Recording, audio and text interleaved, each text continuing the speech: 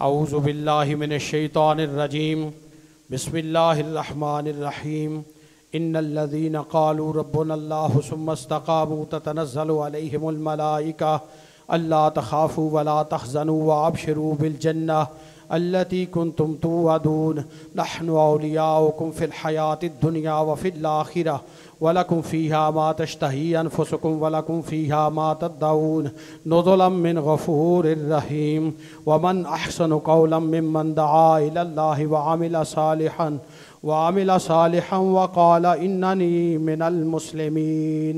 सदक़ल्लाहुल अज़ीम। अस्सलातु वस्सलामु अलैका या सय्यदी या ख़ातमन नबिय्यीन व अला आलिका व अस्हाबिका या सय्यदी या ख़ातमल मासूमीन। खुदाया बहक़्क़े बनी फ़ातिमा के बरकौले ईमां कुनेम ख़ातिमा। मुअज़्ज़ज़ सामीन नाज़रीन, शाह साहब की गुफ्तगू आपने सुनी, अवाम मुस्लिमीन ने भी सुनी, उलमा ने भी सुनी। शाह साहब की जो गुफ्तगू है उस पर अगर उसमें जवाब दूँ उसका तो वक्त मेरा निकल जाएगा।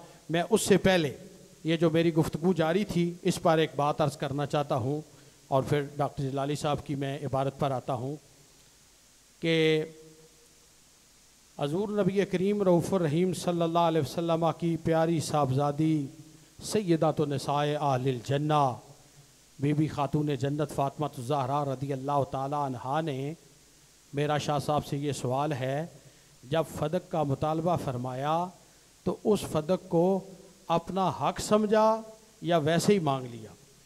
ये पहला सवाल है। और अगर अपना हक समझा फिर शाह साहब बोले हैं आप। अच्छा, आप क्यों बोले हैं? अच्छा, मैंने सोचा आप अभी सवाल आपने 100 दफा मुझे बुलाया, आप उनको मुखातब करके बात न करें, मुतलकन बात करें। 100 दफा मुखातब कर चुके हैं लेकिन मैं नहीं बोला। आप मेरी बात काटते हैं, आप भी काटते हैं और वो भी काटते हैं और मेरा टाइम जाया कर देते हैं। फिर मुझे नए सिरे से फिर बात शुरू करनी पड़ेगी। लोगों के ज़हनों के अंदर खलफशार पैदा हो जाता है। आप ये नाइंसाफी ना करें, नाइंसाफी जवाब न लें, नाइंसाफी ना करें। नहीं, मैं उनको कह रहा हूँ ना कि उन पर मैं सवाल कायम कर रहा हूँ ना। सवाल कायम करूँ तो मेरी टर्म में वो क्यों बोल रहे हैं? आप पिछली दफ़ा वो भी बोले हैं, ये बोले हैं, 3 दफ़ा बोले हैं। मेरा टाइम आप इस तरह ज़ाया कर देते हैं। अभी मेरा 3 मिनट टाइम आपने ज़ाया कर दिया है। मेरा सवाल ये है कि हज़रत बीबी पाक फ़ातिमा ज़हरा रज़ी अल्लाह ताला अन्हा ने जो उस फ़दक की प्रॉपर्टी का मुतालबा किया, उसको अगर आप हक कहते हैं कि उनका मुतालबा ये बाग उनका हक था, तो फिर अगर खलीफा साहब ने उनका हक नहीं दिया तो फिर 100% दुरुस्त कैसे हुआ? ये फिर 100% कैसे दुरुस्त हो गया जी? फिर आप कहते हैं कि हज़रत खलीफा साहब का, खलीफत रसूल का फैसला हक भी है और मबनी बर सवाब भी है। मबनी का लफ्ज़ चलो मैंने लगा दिया है, सवाब है।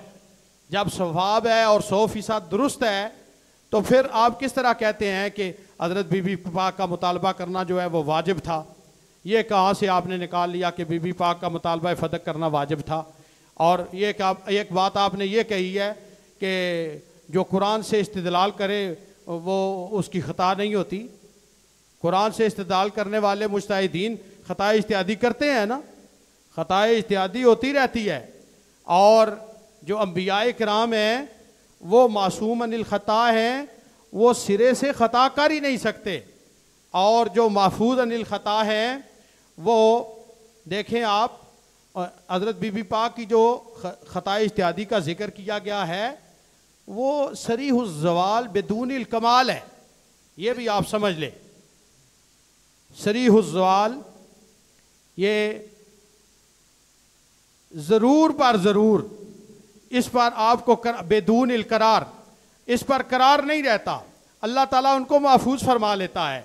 देखें इस जुमले को अगर आप अपने तौर पर कज़िया फ़दक को बयान करना चाहें तो किन अल्फाज में बयान करेंगे आप? वो अल्फाज मुझे बता दें। हमारे पास वो अल्फाज अगर आएंगे तो डॉक्टर साहब ने कई दफ़ा कहा हम वो अल्फाज ले आएंगे। इसके बावजूद उन्होंने इसकी वजाहत की कि ये ख़ता इज्तिहादी है। और इस किताब में हज़रत पीर मेर अली शाह गोल्डवी रहमतुल्लाह अलैह ने अम्बिया की तरफ भी ख़ता इज्तिहादी की निस्बत की है।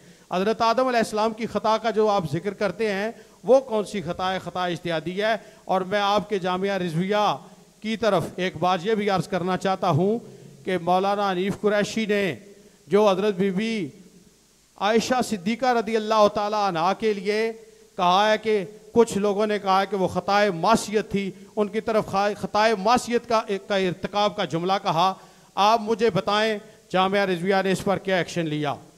खताए मासियत ये इसका दफ़ा ज़्यादा ज़रूरी था या खताए इज्तिहादी का दफ़ा ज़रूरी था? ये जामिया रिजविया के इस रवश की वजह से लोग जो है वो नाला हैं। मैं वो बात दोबारा नहीं दोहराना चाहता, वरना आप उसमें बोल पड़ेंगे और फिर मेरा फिर टाइम ज़ाया हो जाएगा। मुसलमानों को ये मसला समझ आ गया है कि बीबी पाक ने जब मुतालबा फरमाया तो बीबी पाक ने उस बाग को अपनी मिल्कियत समझा कि इसमें से मुझे हिस्सा दिया जाए, ये मेरे वालिद गिरामी की विरासत है। तो नबी करीम रऊफ़ुर रहीम सल्लल्लाहु अलैहि वसल्लम के वारिस होने की हैसियत से आपने मुतालबा किया और उस मिल्कियत को आपने अपना हक समझा।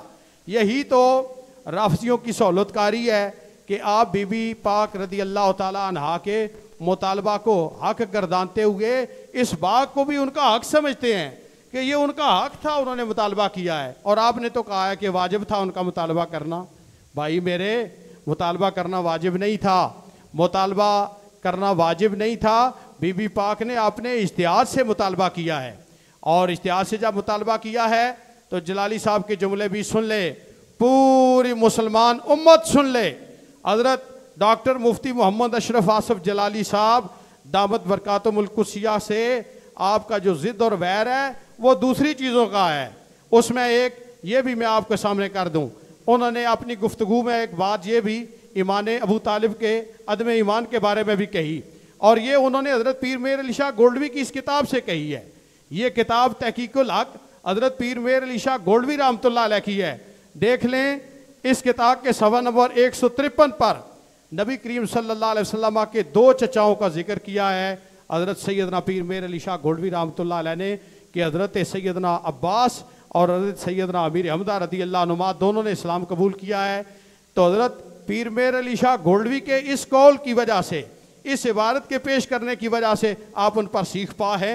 बाकी और भी जो रवाफिज की आपने सहूलतकारियाँ की हुई हैं, उन्होंने बटन जलाकर लाइट ऑन करके वो बेनकाब की हैं, इस वजह से आप उनके साथ जिद में आ गए हैं।